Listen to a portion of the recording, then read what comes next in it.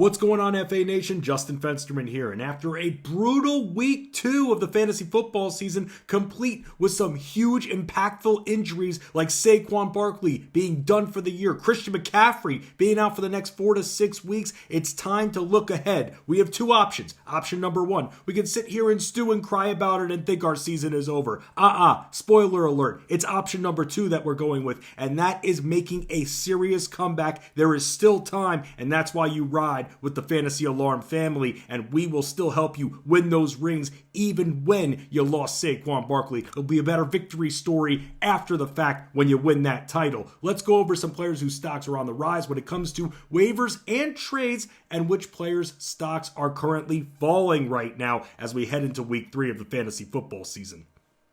Let's start with players whose stocks are on the rise, and we have to start with the Giants' backfield. With no more Saquon Barkley, it's Dion Lewis and Wayne Gallman at the moment. It's next man up for the Giants, and when it came to week 2, that man was Dion Lewis. Wayne Gallman was a healthy scratch. Why? We don't know. It is time to get bidding on these running backs, though, and while Dion Lewis was the guy in week 2, that doesn't necessarily mean that he will get the bulk of the touches moving forward. We may not know that answer until right before game time. There were reports before the season that if Saquon Barkley were to miss time, that Gallman would be the immediate fill-in option as he was last season. It could end up being Devonta Freeman who's scheduled to meet with the Giants this week. Bid on Gallman and Lewis, but don't go too crazy. You should give the bigger bid to Wayne Gallman, in my opinion. Just like Dion Lewis, Wayne Gallman can also produce in the passing game as well. He has 60 career receptions. Temper your expectations regarding these guys. Go 25 to 35% max of your waiver budget on these players if you are in dire need of running back relief. Let's move over to the Carolina backfield. Talk about Mike Davis with Christian McCaffrey sidelined for the next month and change. Down the depth chart we go, and Davis seems like he will get the first shot at filling in for the best running back in the league. While we barely saw him do anything on the ground, Teddy Bridgewater targeted him 8 times, and Davis caught all 8 of his targets in week 2. Trenton Cannon should have a role, but it shouldn't hold back Davis at all. Davis is temporary relief until we see otherwise. He has proven that he can be active in the passing game as he did in week 2. He had 34 receptions with the Seahawks in 2018. Bridgewater is better when throwing shorter passes. Final player on the rise, Calvin Ridley. It doesn't get much better than being the top wide receiver in fantasy football, and that's Ridley after 2 weeks. And with all the injuries that we've seen, if you have a strong enough receiving core and Ridley is your wide receiver 3, this could be your opportunity to trade him at his highest value to upgrade at running back, especially if needed.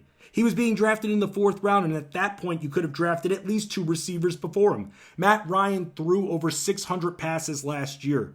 The Falcons' defense doesn't look good, and Julio Jones will continue to get top coverage, making Ridley not the priority for defenses. Ridley has scored 4 touchdowns in 2 weeks and should be valued as the top wide receiver currently in fantasy. Expect double-digit targets every single week and look to trade him if you have a ton of wide receiver depth at this time.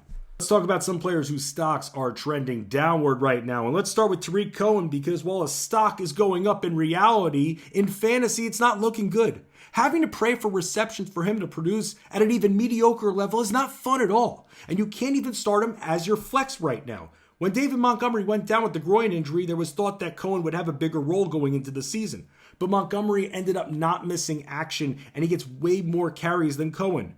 If Cohen is only going to get targeted once or twice in a game as we've seen thus far, he's losing his standalone value to fantasy players. He ran pretty well in week 1, and they still went heavy on Montgomery in week 2. Don't drop him, but until he shows double-digit production potential, keep him on your bench. Let's move over to the Arizona Cardinals and go with Christian Kirk. Is there just too much going on in the Cardinals offense that Kirk may just be the odd man out?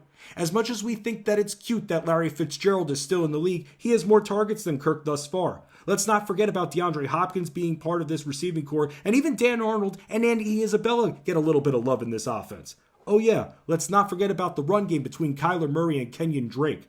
Obviously a lot going on. Kirk has as many targets as Chase Edmonds does right now. Not ideal. He is in fact a drop candidate or at least end of bench guy until proven otherwise. He's just not getting open, clear, and simple.